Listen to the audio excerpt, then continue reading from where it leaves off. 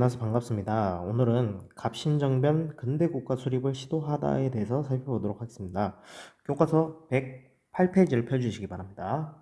자, 오늘 주제를 공부하면요. 갑신정변의 개혁안을 분석해 급진개혁파가 지향한 사회의 성격을 말할 수 있어야 합니다. 자, 주제 핵심으로 온건개혁파, 급진개혁파, 텐진조약, 거문도 사건, 그리고 마지막으로 갑신정변이 있겠습니다. 자, 우리 교과서 맨 위쪽에 있는 주제 읽기 한번 같이 볼까요? 자, 미국에 보빙사로 파견될 때 민경익은 23살, 홍영식은 28살의 청년이었습니다. 당시 조선은 이모군란 후 청에 본격적인 간섭을 받고 있었습니다. 자, 조선이 이모군란 이후에 청에 본격적인 간섭을 받았죠. 흥선대원을 납치해가거나 그리고 내정 간섭을 위해서 마건상과 멜렌도르프를 파견해서 내정 간섭을 시도하기도 했고, 자, 이러한 같은 경험을 하고 돌아온 두 청년은 나라의 앞날을 어떻게 생각했을까 이렇게 물어보고 있습니다. 여기 보면 홍영식이 있고요. 민영 이렇게 두 사람이 있습니다. 자, 과연 이 두 사람은 어떤 생각을 하고 왔는지 우리 한번 교과서 본문을 통해서 한번 살펴볼까요? 자, 보빙사가 나왔죠? 보빙사는 태평양을 건너 미국에 가서 서양의 그 근대 문물을 직접 목격하고 세계 박람회도 관람을 했다고 합니다. 우리 보빙사를 왜 파견한다 했죠? 보빙사. 지난 시간에도 배웠겠지만은 우리 조미, 수호, 통상조약을 맺고 이 조약에 대해서 감사의 의미로 보낸 게 바로 보빙사입니다. 고종의 친서가 적힌 그런 문서를 들고 미국의 대통령을 보러 간 거죠. 자, 가는 김에 너네 미국의 발전상도 한번 파악해서 와라 라면서 이렇게 보내진 겁니다. 그래서 미국에 가서 서양의 근대 문물을 직접 목격하고 세계 박람회도 관람을 하게 된 거죠. 그러니까 뭐 지금으로 따지면은 이제 우리 역사상 최초로 미국에 직접 간 조선인들이라 할 수 있겠죠. 자, 미국을 다녀온 후에 홍영식, 아까 민영익과 홍영식의 그 두 사람을 비교해보자 했어요. 홍영식은 청으로부터 독립하여 미국처럼 빨리 서구화를 이루어야 된다는 그런 생각을 했습니다. 그러니까 이 사람은 적극적으로 개혁을 해야 된다. 적극적으로 우리 문명을 서구식으로 바꿔야 된다. 이렇게 얘기를 했죠. 반면에 민영익, 자, 미국이 현실적으로 우리나라를 도와줄 상황이 아님을 깨닫게 됩니다.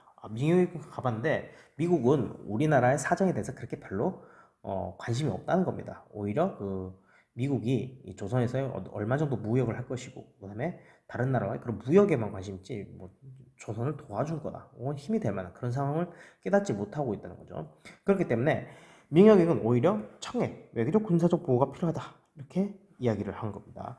이렇듯 같은 미국을 다녀왔지만은 홍영식이라는 사람은 미국을 본받아서 빨리 우리가 개화를 해야 된다 이런 주장을 한 반면 민영익은 오히려 미국이 우리를 도와주지 않을 것이다 이렇게 깨달았기 때문에 오히려 청의 보호를 더 받아야 된다 이렇게 이야기합니다. 이렇듯 두 개화파는 자신들이 보고 느낀 바에 따라서 그리고 앞으로의 발전 방향에 따라서 급진개화파가 될 것인가 온건개화파가 될 것인가 이걸 두고 갈라지게 되는 거죠.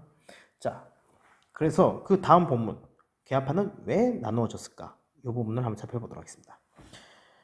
자, 개화파는 두 가지 세로 나눠집니다. 자, 이모군란 후 청의 간섭이 심화되면서 이모군란 이후에 청의 간섭이 심화되면서 개화 세력은 개화 방식과 청에 대한 태도를 놓고 자, 온건개화파와 급진개화파 이렇게 두 가지 부류로 나눠지게 됩니다. 자, 김홍식, 김윤식, 민혁이 이런 사람들을 온건개화파입니다. 온건개화파. 대표적인 사람들이에요. 사람들도 체크하면 좋겠죠. 김홍집, 김윤식, 민혁이. 자, 이런 사람들은 동도소기론의 바탕을 둔 점진적 개혁 체크해야겠죠.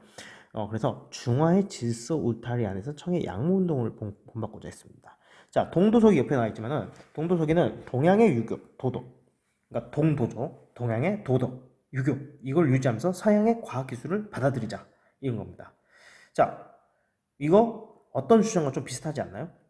그렇죠. 우리 양무운동이죠. 양무운동에서 무슨 주장을 했죠? 중체소형 있잖아요. 중체소형이랑 비슷하지 않나요? 자, 양무운동의 중체소형과 똑같은 얘기입니다. 그래서 양무운동을 모델로 해서 개혁을 해야 된다. 개화를 해야 된다. 이렇게 이야기를 하는 겁니다. 자, 중화질서의 울타리 안에 든다는 건 뭐냐? 청과 전통적인 외교 관계를 유지해야 된다 이야기입니다. 그래서 그 밑에 김윤식의 음청사라는 글을 한번 보면요. 자, 조선이 중국의 속박이라는 것을 각국에 알리고, 자, 조선이 중국의 속박이라는 것을 각국에 알리고 조약에 적어 놓으면 우리나라에 일이 생겼을 때 청이 힘껏 구하지 않는 서로 다른 나라에서 비웃을 것이다. 이렇게 얘기하고 있죠. 그 말인즉슨 우리가 적극적으로 청의 속국이라는 것을 알려야만이 나중에 청나라가 우리를 적극적으로 도와줄 것이다. 만약에 청나라가 우리를 두 손 놓고 보고 있다. 그러면 다른 나라가 비웃고 청을 얕볼 것이다. 이렇게 얘기를 하는 겁니다. 자, 그만큼 우리에게 안전한 장치를 하나 마련해 두자 이러면서 온건적인 대화를 하자고 이렇게 주장을 하는 것입니다. 자, 반면에 김옥균, 박영용, 홍영식 이런 사람들은 급진계파를 했습니다. 급진계파. 자, 이들은 일본의 메이지 유신을 본받아서 서둘러 문명개화를 하자고 했습니다. 아까 온건개화는 양무운동, 청의 양무운동을 본받자 했으면 여기는 일본의 메이지 유신을 본받자 했습니다. 이러면서 전통적인 중화 질서에서 벗어난 것이 급선무라했습니다. 즉, 아까 전통적인 청나라의 외교 관계를 얼른 끊어버리고 조선이 독립국임을 얘기하자 이런 겁니다. 그래서 이들은 문명개화니까 서양의 사상, 제도, 기술 모든 것을 수용해서 개혁하자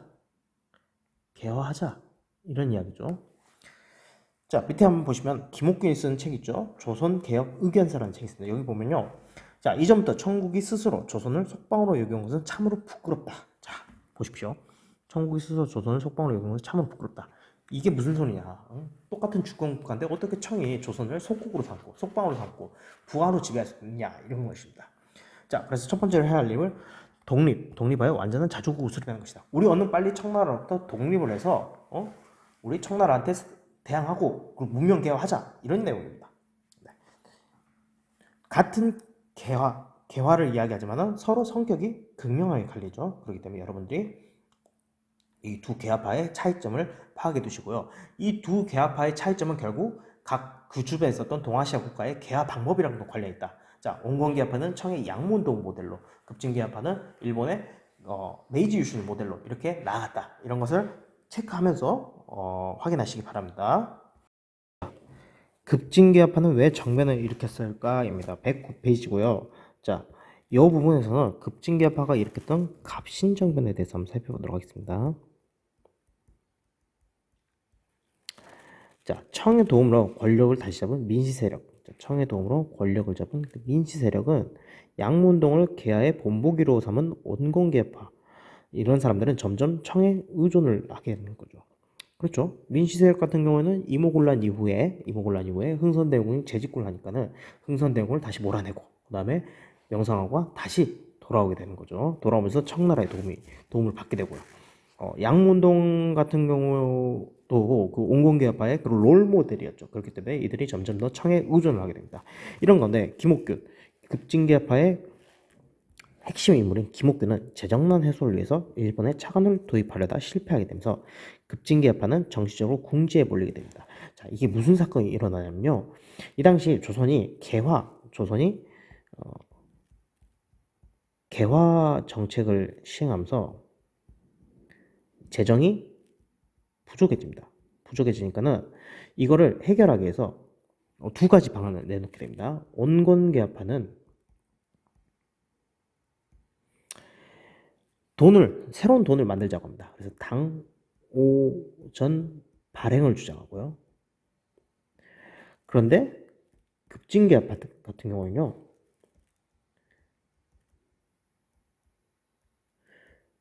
야, 돈을 발행하지 말고 돈을 빌려옵시다. 일본으로부터 차관을 도입하자고 이렇게 주장을 하게 됩니다. 그런데 이 급진개파가 분명히 기필코 돈을 빌려올 수 있을 거라고 장담을 했습니다. 그런데 돈을 결국 빌려오지 못하고 이 방향으로 넘어가게 됩니다. 그러니까는 어쩌겠어요. 급진개파의 그 정치적 지위가 점점 축소되면서 결국엔 궁지에 몰리게 되는 거죠. 자, 그래서 이 급진개파는 정치적으로 소수파로 전락하게 되는 거죠. 자, 이 가운데 마침 청은 베트남 문제로 프랑스와 충돌할 조짐이 보입니다. 그래서 이때 무슨 사건이 냐냐 청불 전쟁이 일어나요. 혹은 청프 전쟁이라고도 합니다. 이 청불 전쟁, 청프 전쟁이 일어날 조짐이 보이니까는 서울 주둔병의 절반을 이 베트남으로 이동을 시킵니다. 자, 기회는 이때다. 기회는 이때다 해서 이 급진기합파는 일본의 지원을 약속받아 우정천국 개국 축하연 연회를 이용해서 정변을 일으키게 되죠. 이게 바로 우리가 잘 알고 있는 바로 갑신정변입니다. 갑신정변. 자, 우정총국이 뭐냐? 우정총국 원래는 우체국 같은 것입니다. 그러니까 우체국이라는 근대 우편 제도를 도입하는 그런 건물을 세우는 날, 이 갑신, 그러니까 이제 이때 모든 대신들이 모일 거 아니에요. 뭐 관료들이라던가, 네, 관료, 대신 이런 사람들이 다 모였으니까 요때 이 온건계합파, 뭐 혹은 뭐 보수적인 관료들 다 제거해버리고 이 급진계합파가 이제 정부를 세우게 되는 거죠. 그래서 이들은 민씨 세력의 주요 인사를 제거하고요. 새로운 정부를 수립하게 됩니다.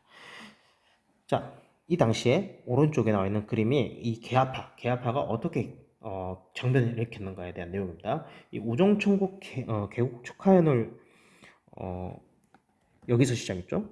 여기서 시작해서 이제 뭐 곳곳을 돌아다니면서 다 점령하면서 결국에는 고종한테 이 급진계파의 정변을 인정해달라고 이렇게 요구를 하게 되는 거죠. 자,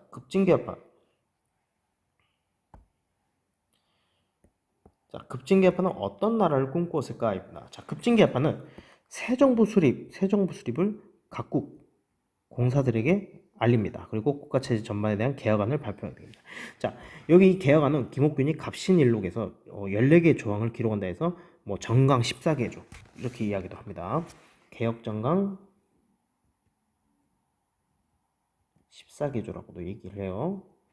뭐 아무튼 이런 개혁안을 발표했다고요. 그래서 그 개혁안의 내용을 보면요. 첫 번째 청에 대한 4대 관계를 폐지하고 조선의 자주 독립을 선포한 것입니다.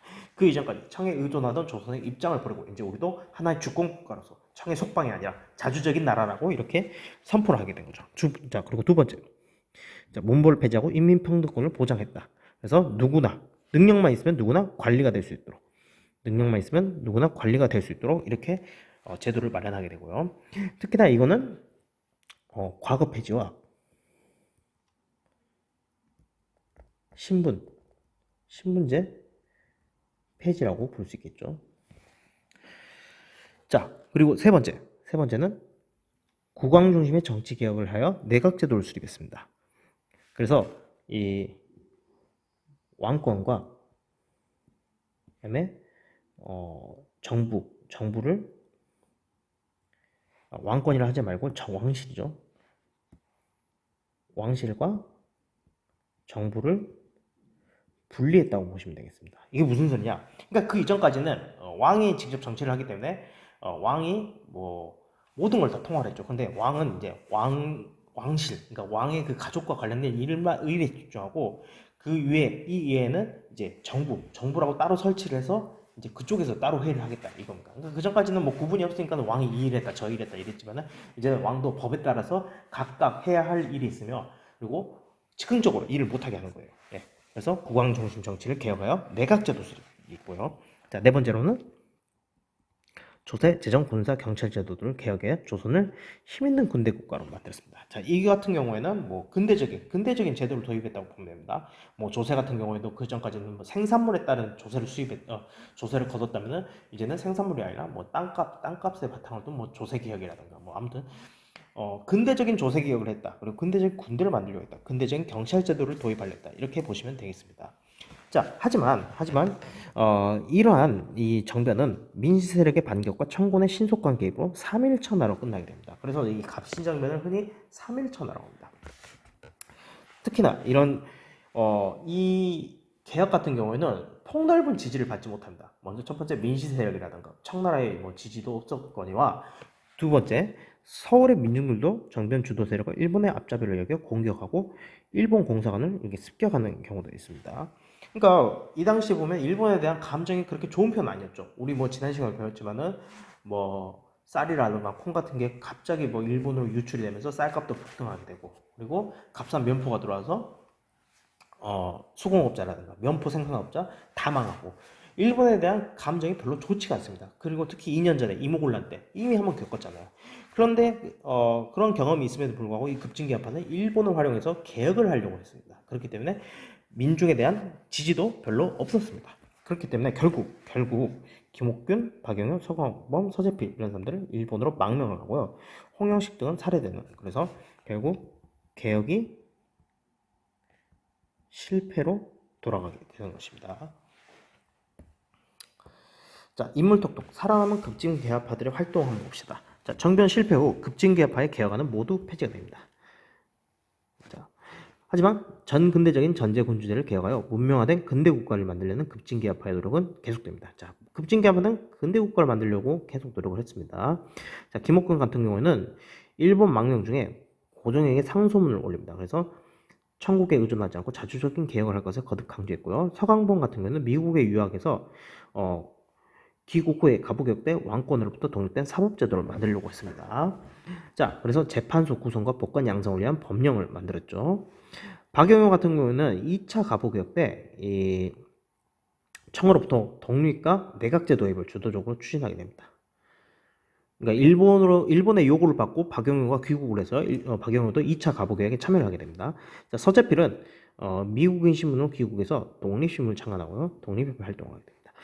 서재필 같은 경우에는 미국으로 넘어가서 의사가 됩니다. 의사가 되고요. 이름도 바꿔요. 미국인이 되다 보니까는 서재필에서 필립 제이슨이라고 해서 이렇게 이름을 바꿔서 돌아오게 됩니다. 자, 그리고 이 독립협회는 나중에 의회 설립 약속을 받으면서 갑신정변의 근대적 가치들을 점점 실현하게 되는 거죠. 그러니까 이들은 이후에 망명을 하지만은 이후에 돌아옵니다. 돌아와서 이 조선 그리고 대한제국의 근대적 개혁을 위해서 꾸준히 노력을 했다고 보시면 되겠습니다. 근데 참 신기하죠. 그러니까 고종 입장에서는 역모를 꾀한 거잖아요. 역모를 꾀했던 사람들이지만 어떻게 살아남아서 다시 돌아서 또 조선의 근대화에 또 한번 몸을 담게 된 거죠. 김옥근 같은 경우에는요, 결과가 좀 안 좋습니다. 김옥근 같은 경우에는 나중에 총살당하거든요. 총살당해서 홍종호라는 사람한테 암살을 당합니다. 암살을 당해서 나중에 조선에 들어와서 부관 참시되고요. 뭐 김옥근 같은 경우에는 말로가 안 좋지만은 뭐 다른 사람 같은 경우에는 다시 돌아와서 뭐 근대화를 하고, 박영호 같은 경우에는 친일파로 남고요. 예, 그다음에 서재필 같은 경우에는 독립운동을 한데도 좀 도움을 줍니다. 그래서 나중에 이승만이랑도 같이 활동을 하고요. 뭐 각자 자신들의 가능한 활동 범위에서 노력을 했다고 볼 수 있겠죠. 어떤 사람은 독립운동가 되고, 어떤 사람은 죽고, 어떤 사람은 친일파가 되고. 자, 아무튼 이러한 급진개혁파의 활동들을 여러분들이 또 찾아보면요, 흥미로운 점들이 또 많을 겁니다. 네. 110페이지입니다. 자, 갑심정변은 조선의 상황에 어떤 영향을 미쳤을까입니다. 갑심정변 이후에 조선의 상황에 대해서 한번 살펴볼 건데요. 자, 그 전에 먼저 이 그림을 한번 살펴볼까요? 그림을 보시면요, 여기 일본이고요, 여기 청나라입니다. 그리고 요 안에 러시아가 있죠. 그리고 그들이 누리고 있는 이게 뭘까요? 그렇죠, 조선이죠, 조선. 자, 이렇듯 조선이라는 그 나라를 놔두고 청나라와 일본이 이렇게 경쟁을 하고 있는 가운데 그걸 지켜보는 사람이 바로 러시아였습니다. 이렇듯 이 당시 동아시아 정세는 청, 일, 러 간의 세력 다툼의 장이었다라고 보시면 되겠습니다. 신정변은 일본의 후원 아래 소수 지식인 중심으로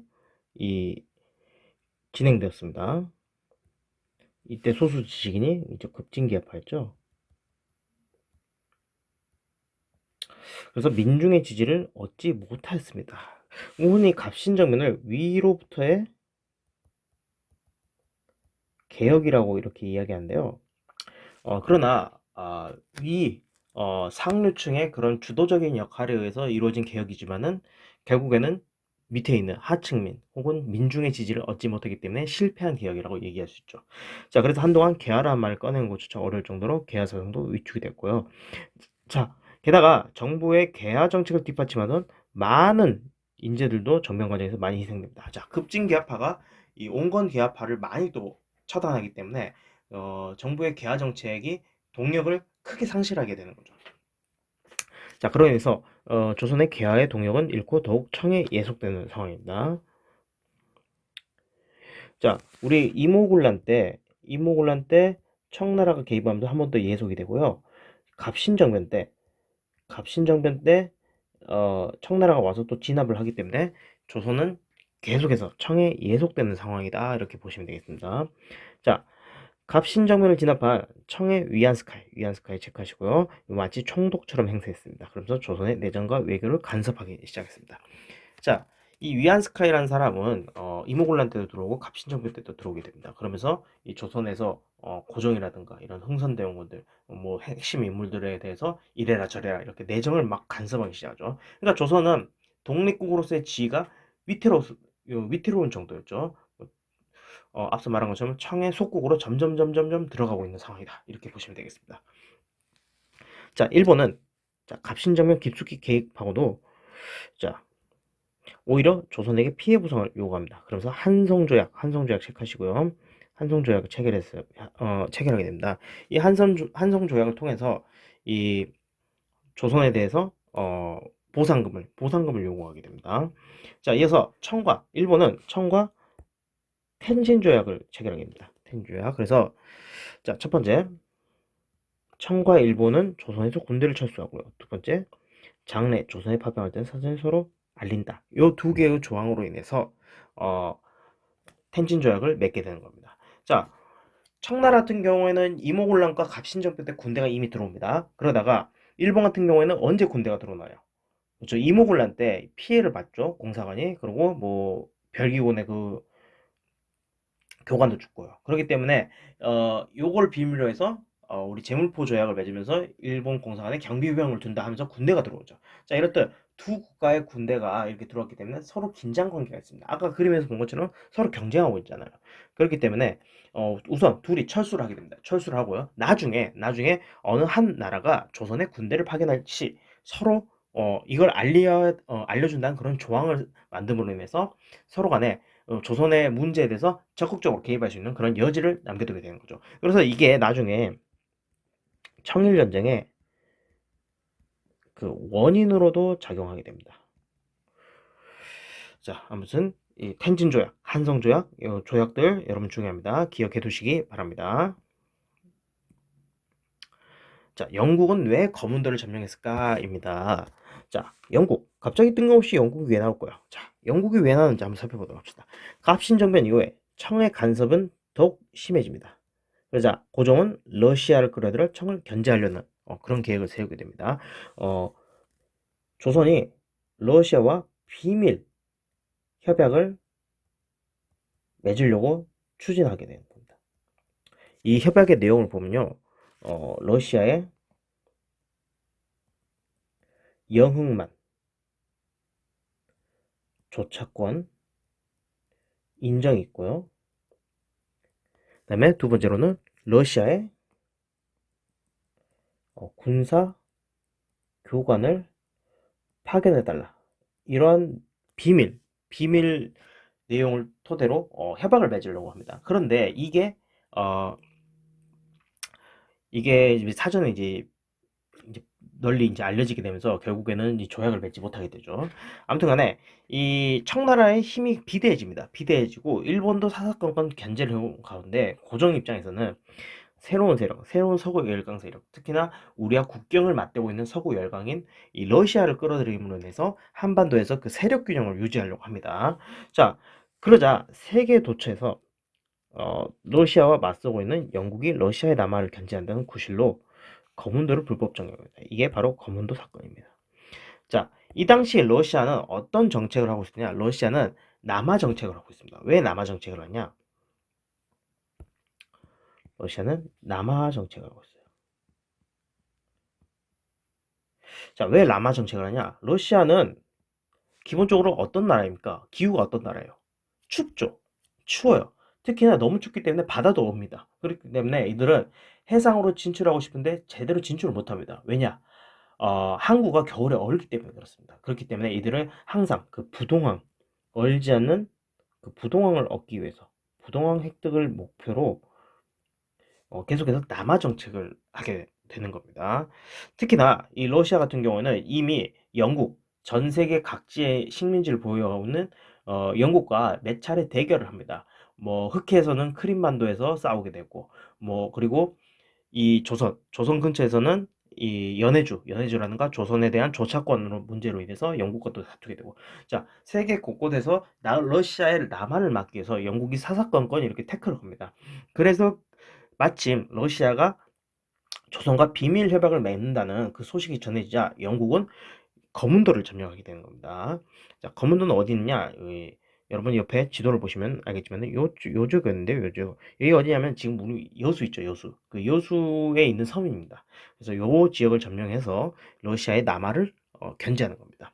자, 이후에 영국은 2년 만에 철수를 합니다. 하지만은 이 사건은 조선이 언제든지 주변 열강의 각축장이 될 수 있음을 보여줍니다. 이런 상황에서 조선에 있던 독일 외교관 부들러 체크하시고요. 미국에서 유학에서 돌아온 6일준 체크하시고요. 자, 조선을 중립국을 하자는 의견을 제시했습니다. 이게 무엇이냐? 바로 중립론, 중립론 혹은 조선 중립화론, 이런 주장을 하게 된 거죠. 그러니까 이들의 내용은 대충 이거예요. 어, 청나라와 일본, 그다음에 어, 러시아, 그다음에 뭐 프랑스, 그리고 영국, 이런 나라들이 한반도의 중립을 보장해준다는 겁니다. 그러니까 여기 누가 와서 한반도에 대한 주도권을 갖기보다는 한반도를 중립지대로 놔두고 어, 세계 열강들의 각축장이 아니라 뭐 중립지대로 놔둔 다음에 힘의 공백지대로 만들자는 거죠. 뭐 예를 들면은 뭐 유럽의 뭐 스위스라든가 이런, 그러니까 중립국들 있잖아요. 그러니까 충돌을 방지하기 위해서. 자, 그런 중립국을 만들자 이렇게 주장을 하게 되는 거죠. 하지만 이들의 주장은 받아들여진다, 안 받아들여진다? 받아들여지지 않습니다. 자, 그냥 이러한 주장이 있었다라고만 알아두시면 되겠습니다. 자, 인물톡톡 보시면요, 중립화론을 주장했던 6.1준이 있습니다. 한번 살펴볼까요? 자, 러시아인이 우리를 노린 지 오래되었으나 아직 감히 움직이지 않는 것은 세력균형의 법칙이 저지한 것이기도 하지만 실제로는 중국을 두려워한 것이다, 이렇게 얘기하고 있습니다. 이 러시아란 나라가 우리를 침략하지 않은 것은 세력균형의 법칙도 있지만 실제로는 중국을 두려워한 것이다. 중국이 있기 때문에 침략하지 못하는 것이기 때문이다. 이렇게 얘기합니다. 그렇기 때문에 6.1주는 오직 중립만을 주장합니다. 그래서 진실로 우리나라를 지키는 방책이라고 이렇게 주장을 하게 되죠. 그러나 이를 우리가 먼저 제청할 수 없으니 중국의 요청에 하여 처리하도록 해야 한다. 이렇게 얘기합니다. 그러니까 이 6.1주는 이 청나라가 주도를 해서요. 일본, 러시아, 프랑스, 영국이 한반도 중립을 보장하는 조선 중립화론을 이렇게 주장하게 되는 것입니다. 자, 해설을 보면요, 박규수의 사랑방에서 개화 사상을 배운 6.1주는 개항 후 최초의 일본 유학생이자 미국 유학생이 됐습니다. 이 사람은 최초의 일본 유학생이자 미국 유학생이죠. 미국 유학생은 그때 보빙사 따라갔죠. 보빙사.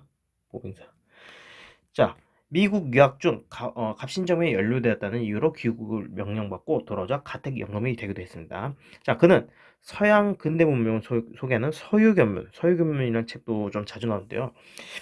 서유견문을 집필하고요. 중립론에서는 청이 정치적으로 조선을 지배한 상황과 미국의 여러 가지 견해를 충분히 인식하고 현실적 입장에서 중립화론을 주장하게 됩니다. 자, 그러나 그의 중립론은 대외적으로 발표는 못됐고요. 조선 정부도 그의 구상을 수용하지는 않았습니다. 이후 가부개혁에 적극 참여해 자신의 개혁론을 실천하게 되는 것입니다. 그래서 실제로 이 중립론이 언제 한번 또 나오냐면요. 1904년 러일 전쟁 때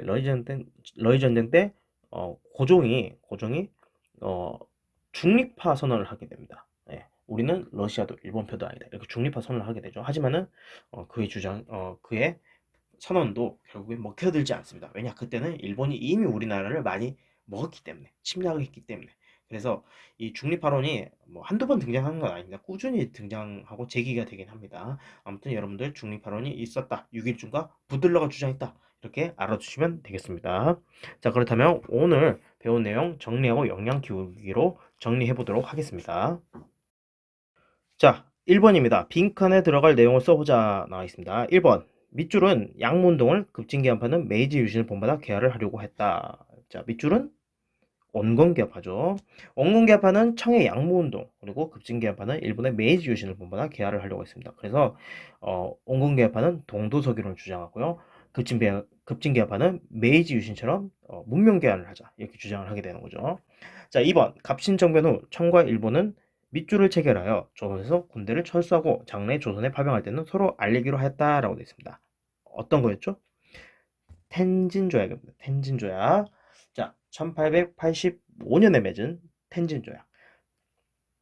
자, 3번. 조선이 러시아와 우호 관계를 강화하자 영국은 이를 빌미로 밑줄을 불법 점령하였다라고 되어 있습니다. 어디입니까? 거문도죠. 그래서 거문도 사건이 일어난다라고 했죠. 1885년입니다. 마찬가지로. 자, 2번. 갑신정변 당시 제시된 계약안을 읽고 물음에 답해보자라고 되어 있습니다. 뭐 조항이 있습니다. 1번. 대영군을 가까운 시일 안에 돌아오게 하고 청에 조공하는 허례를 폐지할 것이라고 되어 있습니다. 자, 그리고 뭐 기역 이렇게 나와 있고요. 2번 문벌을 폐지하고 인민의 평등권을 제정하여 능력에 따라 관리를 등용할 것. 그리고 3번 지적법을 개혁해 간사한 관리를 뿌리 뽑고 백성의 곤란을 구제하며 국가 재정을 넉넉히 할 것. 이렇게 되어 있고요.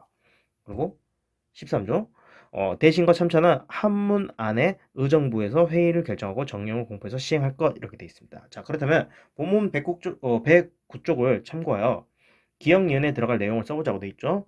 자, 기억. 자, 이모군한 때 청에 끌려가 흥선대원군을 모셔오고 청에 대한 사대 관계를 폐지하여 조선에 기역을 선포한다. 기역이 뭘까요? 자, 기역은 자주독립이죠. 자주독립. 자, 그리고 13번의 니은 같은 경우에는 대신과 참찬의 회의에서 정책을 의결한 뒤 국왕이 결재를 받아서 법령을 공포하는 내각제도입니다. 내각제도. 자, 백성들의 지지를 얻기 위해 발표한 개혁안이라고 생각하고 자, 백성들의 지지를 얻기 위해 발표한 개혁안이라 생각하는 조항을 하나만 골라 그 이유를 말해보자라고 했습니다. 백성의 지지를 받을 만한 개혁안이 뭐가 있을까요? 2번과 3번이 있겠죠. 네, 근데 뭐 여기서 3번 얘기를 하네요. 지조법을 개혁해서 조세제도를 개혁해서 삼정의 문란을 철폐하고 그다음에 어려움을 겪는 백성들의 지지를 얻고자 이렇게 얘기를 하고요. 뭐 2번 같은 경우에는 문벌 폐지, 인민평등권 제정, 그리고 능력에 따른 관리 등용 이걸 통해서 신분제 폐지하고 인민평등권 그러니까 뭐 신분에 상관없이 능력만 있으면 관리로 등용할 수 있는 거 이것도 뭐 마찬가지로 백성의 지지를 얻을 수 있겠죠. 자, 3. 다음 자료를 읽고 탐구와 토론을 해보자라고 되어 있습니다. 자, 기역과 니은이 공통으로 가리키는 세력이 써 있는데요. 한번 봅시다. 자, 내 친구 중에 갑신정변의 내용을 상세히 알고 있는 사람이다. 그는 인류 수재들이 일본인에게 이용당해 그처럼 크나큰 착오를 저질렀으니 참으로 어리석한 일이라고 하였습니다. 자, 헐버트가 쓴 대한제국 멸망사인데요. 자, 니은. 그들이야말로 이제까지 한국이 배출했던 인물 중 가장 순수한 애국자들이었다. 가장 순수한 애국자라고 칭찬하고 있네요. 그들은 같은 시대 사람들을 훨씬 앞서고 있으면 조선국이 가장 바람직한 것을 실현하고자 하였습니다. 뭔가 개화 사상에 주장하고 있는 그런 사람들이라고 보여지네요. 자, 그렇다면 기업과 니은이 공통으로 가리키는 세력 무엇일까요? 갑신정변이 있으니까 급진개혁파였겠죠. 각 자료에서 1번 세력에 대하여 다르게 평가한 부분을 밑줄을 그어보자라고 됐습니다. 뭐 한번 그어볼까요? 일본인에게 이용당해서 크나큰 착오를 저질렀다. 그러니까 이 급진개화파가 일본인한테 이용당했다. 그러한 비판을 이렇게 얘기하고 있고요. 자, 헐버트 같은 경우에는 가장 순수한 애국자들이다. 그리고 같은 시대 사람들보다 훨씬 앞서고 조선국에게 가장 바람직한 것을 실현하고자 했다. 이들의 개혁 정치에 대해서 높이 평가를 하고 있는 거죠. 자, 그래서 두 자료의 주장을 참고해서 갑신정변의 의의와 한계를 토론해보자고 했는데요. 뭐 의의 같은 경우에는 청에 대한 4대 관계를 폐지하고 인민평등권, 전제군주 개혁 등 근대화 운동, 그러니까 근대 국민국가 수립을 위한 이러한 운동을 했다 이렇게 보시면 되겠고요. 한계, 백성들을 수동적 그리고 개봉의 대상으로 보고 소수 지식인 중심의 개혁을 추진했고 청으로부터 독립을 말했지만 일본에 의존했다. 뭐 이러한 내용도 있겠죠. 혹은 뭐 백성들로부터 지지받지 못하는 그런 개혁이었다. 그들만의 개혁이었다. 뭐 이렇게 평가를 할 수도 있겠고요. 자, 아무튼 여러분들이 여러 내용들을 참고해서 한번 의의와 한계도 한번 적어보시기 바랍니다. 네, 이상으로 수업 마치겠습니다. 감사합니다.